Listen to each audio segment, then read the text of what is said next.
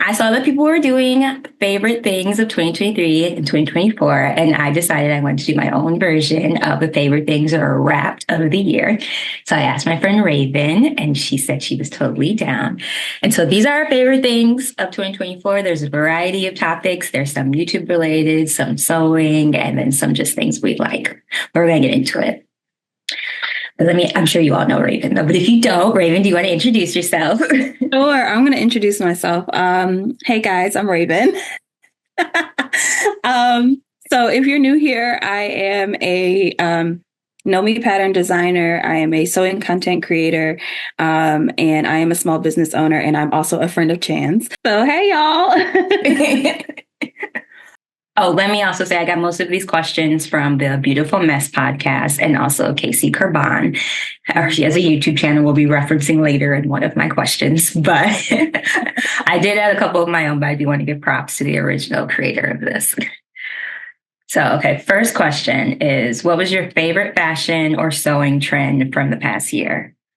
Oh my gosh. Definitely the pearl kit for me, for like the sewing part of it. Really into the pearl kit. I'm also really into the vest trend, whether it's like the jewel neckline or the V neckline. And my spring pattern, shameless plug, is kind of reminiscent of that inspiration. But those are my two things. Definitely the pearl kit, which I did a few times, and I'm going to do it one last time. And then the vest. What about you?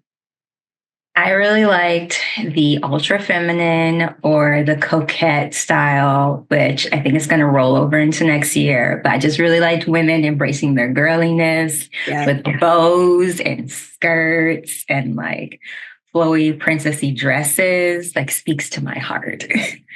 I did like the bows. I not to say I forgot about the bows, but the bows was a big hit this year for sure. I agree with you. Yeah, it was nice to see. Yeah, I'm like, we've glammed it up a little bit, and I really like that. A favorite sewing tool from the past year. Okay, I have it here. Okay. Oh. Okay, I have a story. So at first I was like, why do I need this? I was like, I have a rotary cutter. I have a few. And then they were like, well, it's ergonomic. And I was like, and so so y'all, can I tell you that the way this blade just goes back in has saved my fingertips many times this year. And whole comments. Okay. And no, let me tell you, it stems from last year around this time where like I literally like sliced the top of my finger and had to go to the emergency room. It was a whole crime scene on my hand, on my shirt, everything. And so when I got this, I was like, that's why it gets tucked away to avoid the finger snips. So y'all, get you one of these. Save your fingers. I don't like that is not mine, but I only cut with a rotary tool to the point that I'm like bad with scissors. And when people are like, yeah, it's so difficult, and I'm slicing my fingers, I'm like, what are you doing? You're the third person I know who sliced a finger. Girl, please be careful out here in these rotary cutter streets, okay? Yes, no injury. It's because they don't have one like this. I'm telling you, if you leave the guard off, baby, all bets are off, man. If you got just the traditional one, watch out for your fingertips, okay? Mine is very basic. Is it? No, it's not near me. It's Taylor's chalk. Yes. Like I have been searching for the perfect marking tool all year, and like I was using transfer paper, and I know, like carbon transfer paper you had to trace on. Are you okay? I know the dust, and then I got the pens you recommended. I like the white one the most, and then I have my own heat transfer pen that came in a kit, an embroidery kit. Shout out Sherwood Forest Creations. She like sells the pens and they're really good.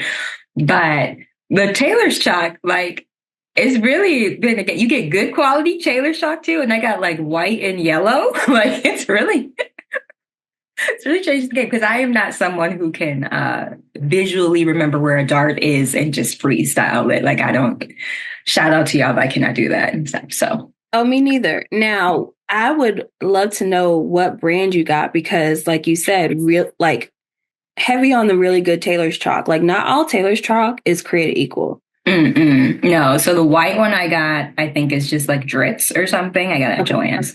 And then the yellow one has no brand. It is in Mood Fabrics. And they just have like all the Taylor stock colors there. So you could probably just order it from Mood. So doesn't come in a case either. It's like sitting at the front counter and whatnot. Wow. But man, I can tell the difference when I go. I'm like, this is nice. Ooh, a favorite thing you made this year? Flapper dress, hands down. Oh yeah, that was pretty. I love my flapper dress a little too much, you guys. Like, do you wear it all the time? I don't wear it all the time, but it's still hanging up because I'm just like, she's so pretty. I had probably the most fun making that. And I feel like it was like a really big moment to be very creative.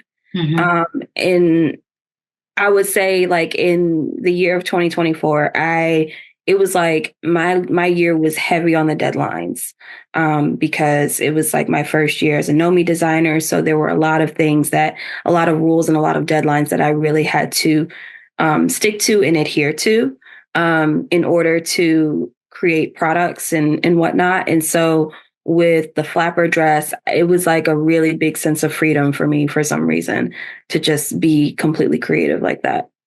Mm-hmm. I liked it, y'all. She was so excited when she told me she was going to make it. I was very excited to see that. Super excited, y'all. What about you? Mine is something I have not posted on my channel because, well, you've seen it though. It is this blue and white polka dot dress I made when I went to Vegas. And I haven't posted it because I've made a version of this dress I think twice on the channel now. So like we don't need to make it again. But okay. Yeah. It's beautiful though. Yeah. It's just like a strapless bodice with like a half circle skirt tier and then the most gathers I've ever done. I'll probably pop in a pic. But like it was so fun to wear. I love a gown moment and like it was so fun to wear. And I never wear polka dots, but I thought it would be fun to do something different. And I wore it to the club and I had a good time. And it's just a fun dress.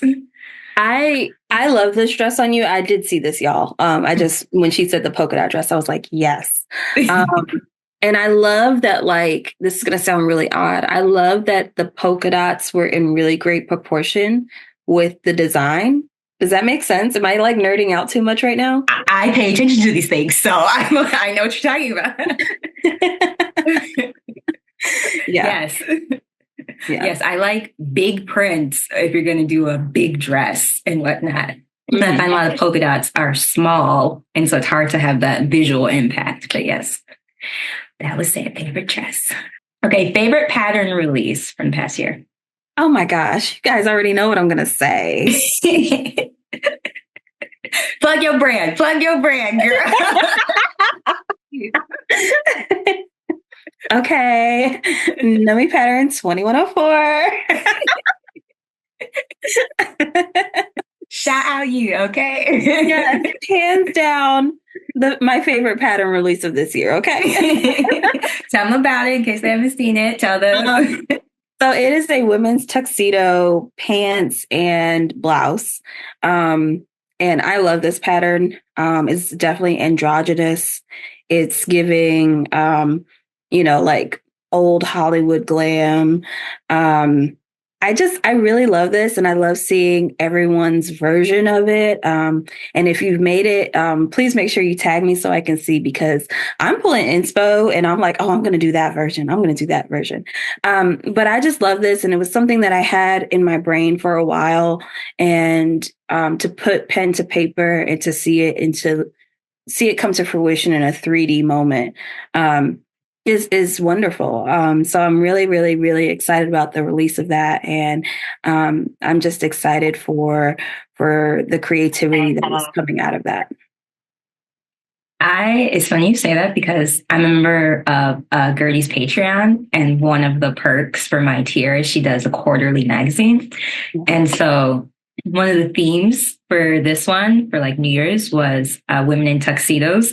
I immediately thought of you. I immediately was like, look at Raven. I'm like, she made one with the Patreon patterns, but I saw that. I was like, look at y'all on trend, ahead of the curve.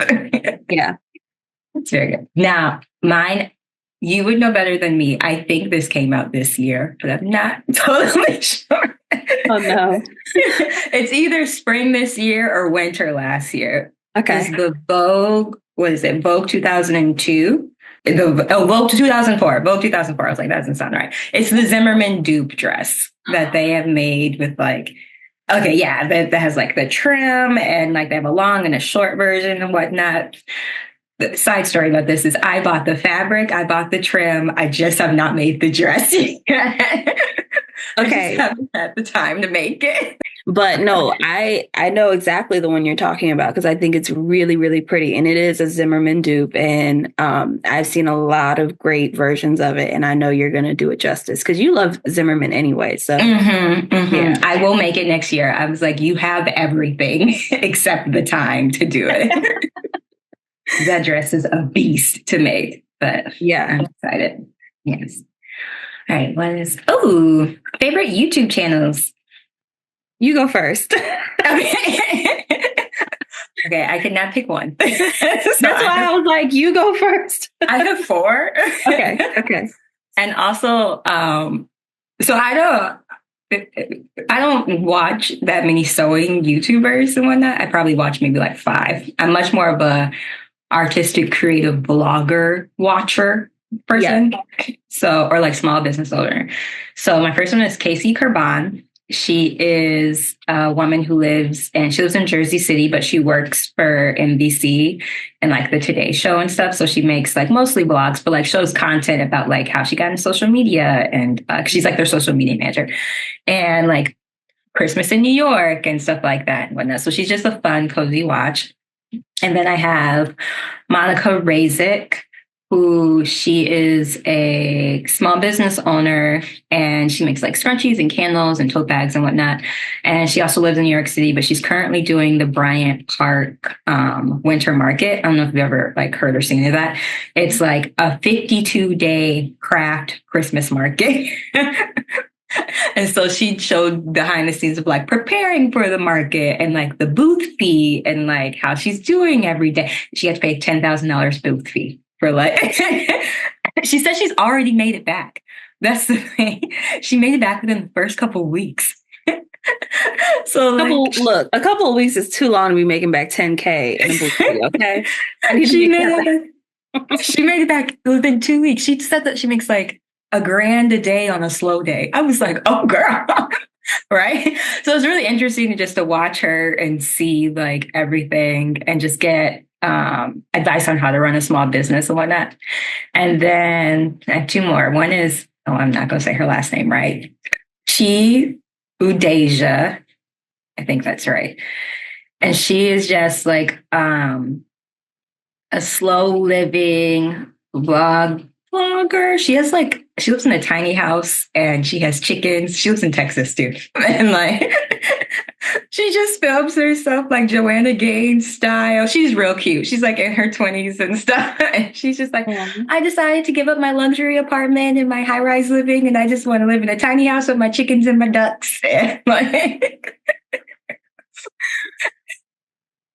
and then the last one's similar to her, which is by Rachel Bird, but she lives in the Cotswold, and she's also like a slow living cottage. She doesn't have chickens or ducks, but like she knits and she sews, and just like she's like, yeah, I'm making sourdough today and taking my taking my dog for a walk. Those are my favorite channels I discovered this year. So I have to say, all right, my list is going to be wild too because I do watch sewers, but I don't want to like be like, oh, I like this person and that person because I just don't want to draw division or anything like that. Yeah. But there are other YouTube creators, and unfortunately, I just know their faces more than I know their names. Know that. I have to look up people's names. I'm like, I like her stuff. Let me click to see what she's talking about. Like, y'all, that's bad. I'm the worst YouTube watcher ever. So the first one is it's a travel guy. His name is well, he goes by the Ship Life, and he has another channel called Jay the Nomad. And if you love cruising, then you have probably run across his channel before. When he first got started, and this was probably like the worst time you could ever start a cruising vlog, he got started in 2020.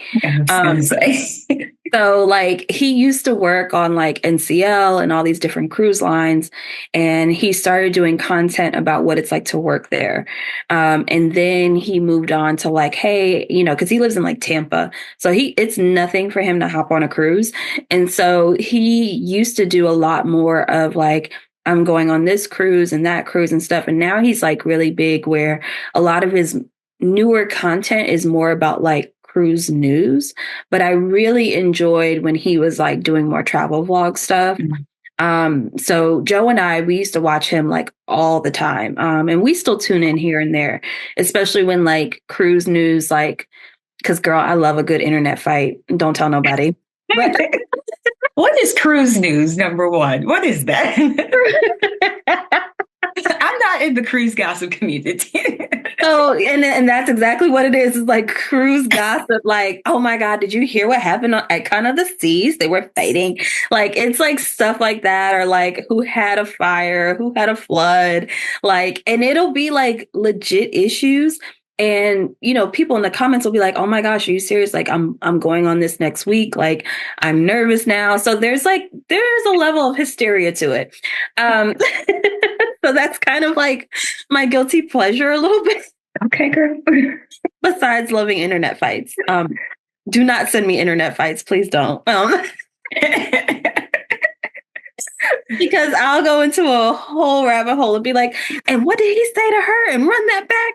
Go back 10 seconds. Like, and then like you, I do watch like a few content creators that create content about making content.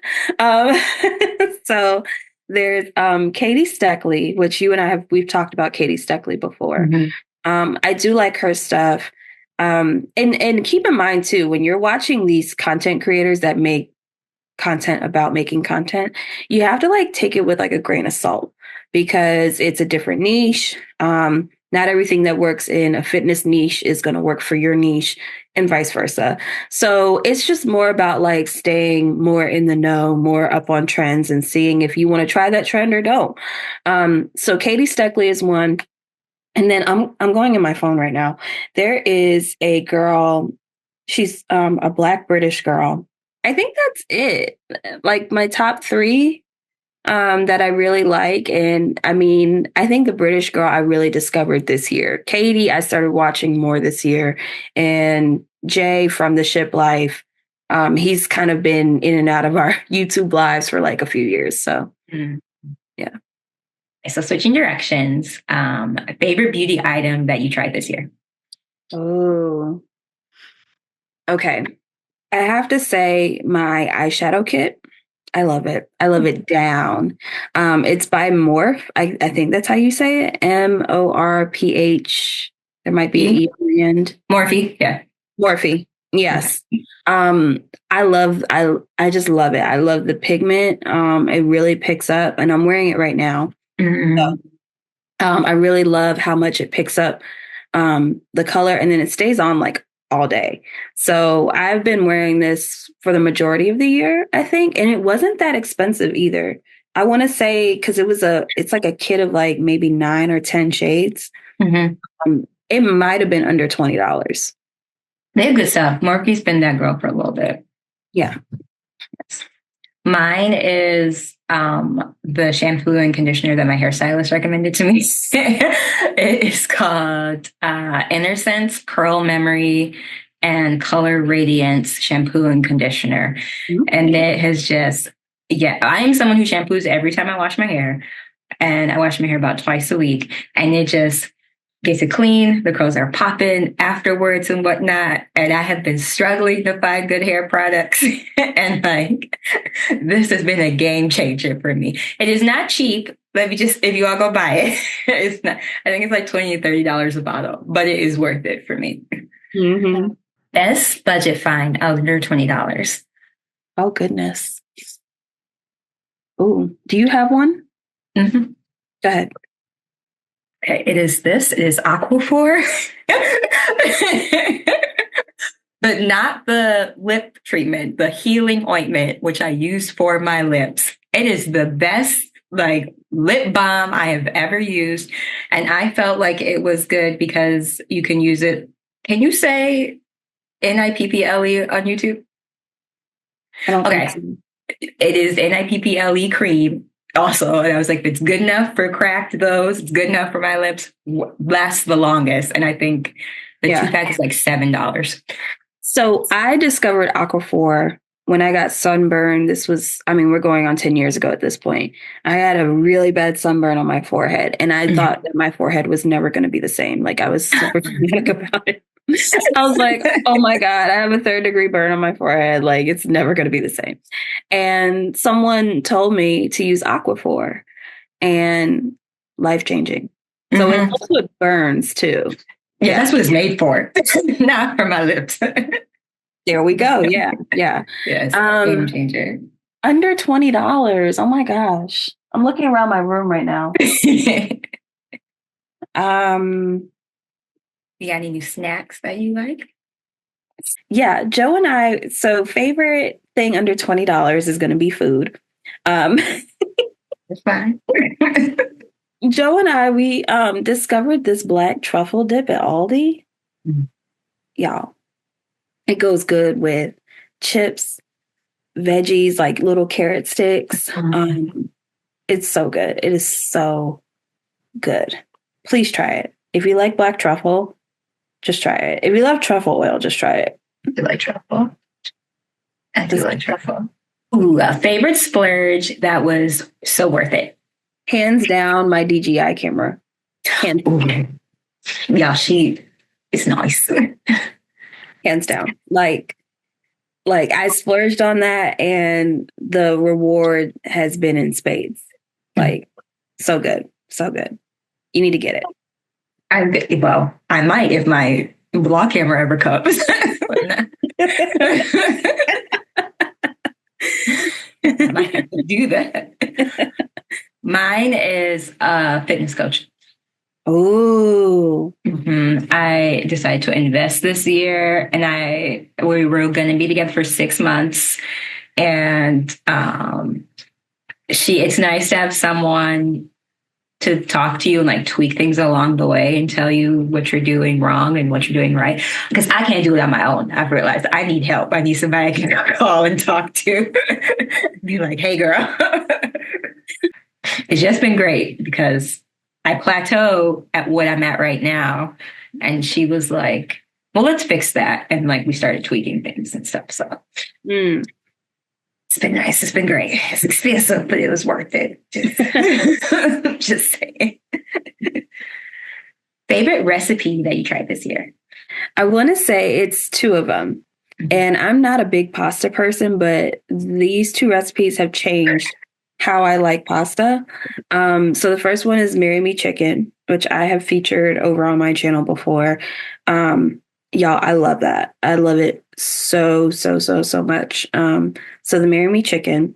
The second one, which I just tried yesterday, is ravioli lasagna. Have y'all done that yet? I don't even know what that is. So you buy like ravioli from like the frozen food section or whatever, and you literally layer it like you would the lasagna noodles with like the meat sauce and all this other stuff. So yes, but I love it because if you are someone that maybe you don't like the like ricotta between like the noodles and stuff like that, this kind of like encloses it into the ravioli. It just changes the way it tastes. And it's a good hearty meal. And then it sounds heavy. It's heavy. Yes. I only had like 1 serving yesterday, and I was good for like the rest of the day. And I had that at like 3:00 in the afternoon. And your girl likes to eat. So, yeah. Mine is a HelloFresh meal I tried. I am a big pasta person, and they have this pasta tortellini bake that I made incorrectly the first time, but I like it the wrong way, so I don't make it how they make it. But it's basically because I'm allergic to everything, so I have to use like dairy-free and gluten-free tortellini, but it still slaps with like ground beef and it has like tomato paste, and you're supposed to use cream cheese, but I use sour cream. And like you just let it like cook on the stove, and the tortellini bakes or cooks in the ground beef saucy mixture and whatnot. And it is just, it's very good and whatnot. And like it's a little spicy because there's red like cayenne pepper in it and stuff. Yeah. Mm-hmm. Ooh, I don't even know if you listen to podcasts, but favorite podcasts from this year. Oh my gosh. So I don't necessarily listen to podcasts. When I do, it is typically like a news podcast. So like I guess I'm really about to like show my nerdness a little bit here, but I will listen to NPR. Yeah. Okay. NPR. You guys caught me. You caught me. I believe in geek chic, okay? I support it. I believe in being informed, okay? Same.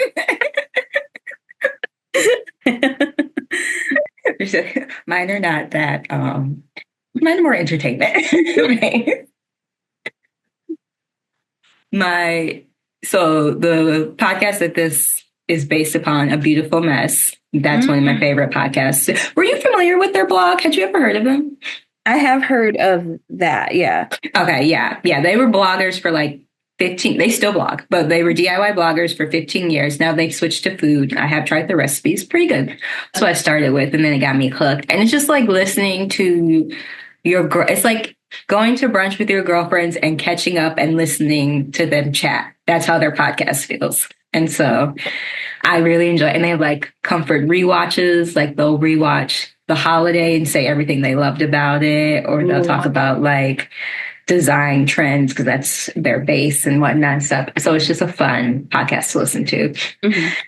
So that one was my number one. And then on the flip side, I subscribe to More Rim AB, which is a Patreon podcast.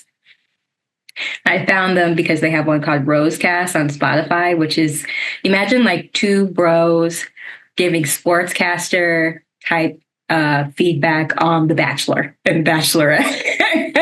Oh. Yeah, it's very funny. Like, okay. Yeah, they're very funny. So then they launched a Patreon, and they just have like a lot more topics on Patreon. Like one of them loves Hallmark Christmas movies, and he calls it his like magical movie marathon mistletoe something. And so each week he reviews like 4 or 5 movies, and he ranks them on a scale of like, this one was like 8.5 mint hot chocolates. Pretty high up there. Really loved it.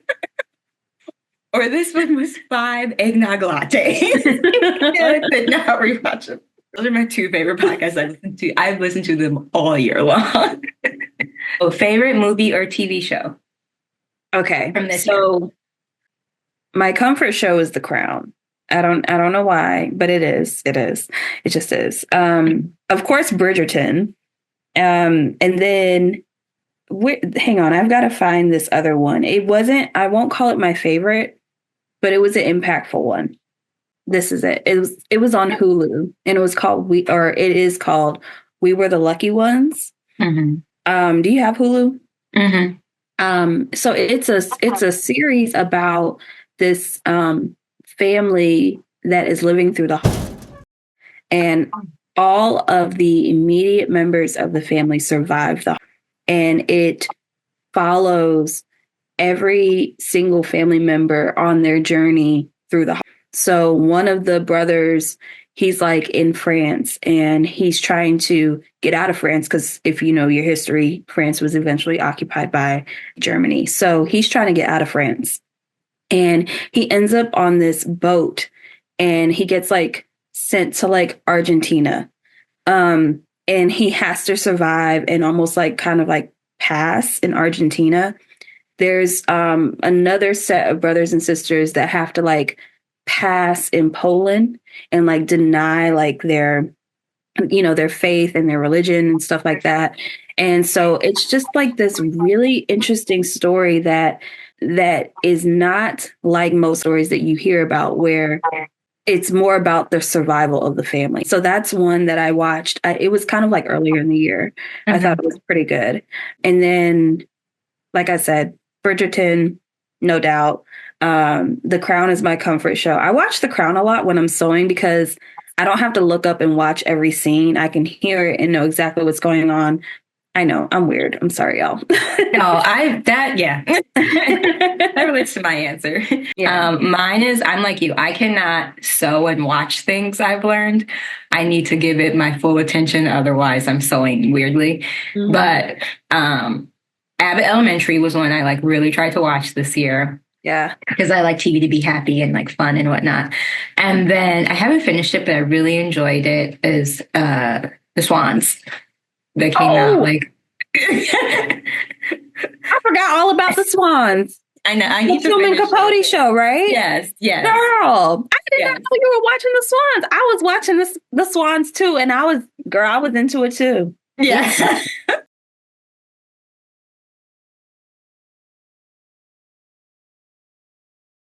Yeah.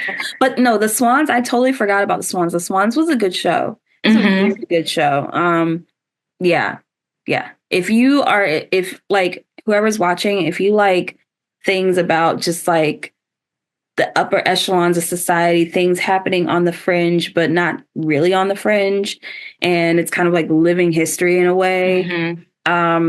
If you're a Truman Capote fan, if you know anything about Lee Raswell and Jackie Kennedy. That's what I was about to say. If you like Lee Raswell, the Kennedy sisters. Yeah. So if you know anything about that, if you're interested in any of those core characters or core people that we've mentioned, you definitely need to watch The Swans for sure, because it's right there. So yeah, it's very good.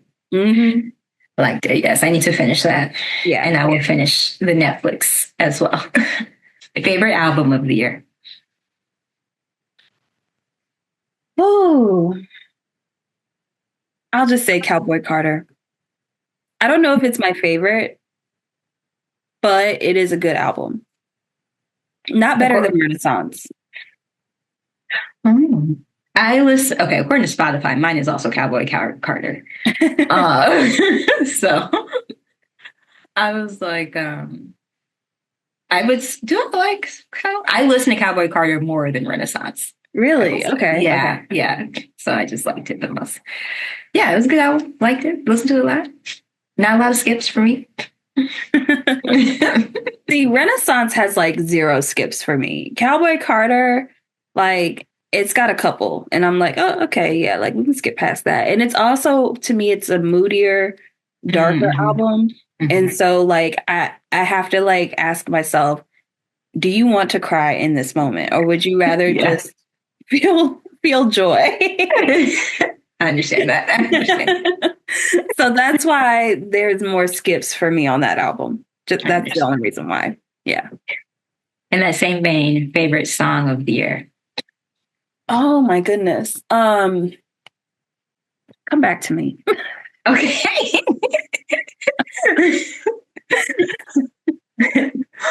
Mine, according to Spotify, mine was Texas Hold'em. But I feel like mine, because I don't know if that counts, because I did listen to that a lot when that came out. I know it's the data, but I feel like mine is also Joy by Bastille. Have you heard that song? But it's just very like, it's like very uplifting and whatnot. And I could kind of tell by my mood with my rap that I was very like, I'm not a rapper, but like, my Spotify rapped that like, I was needing a little punch up of like happiness and whatnot. And like Joy's in the top 3. I was like, not surprising.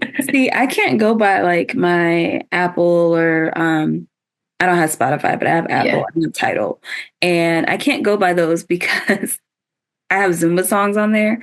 So if I'm listening to them over and over again, it's like because I'm like trying to get a dance down or because I am like into a certain song at any given moment. And so, yeah, all of my look, you go through my top and it's like all Zumba songs. So I feel like this is going to be a bad answer. It's okay. Safe space. Right? Okay.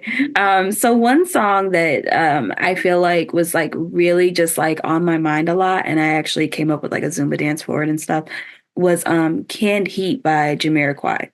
And if you know the song's been featured. What? I like Jamiroquai. So if you know the song was featured in Napoleon Dynamite in the dance scene. And it was also featured in Center Stage in the one of the end dance scenes.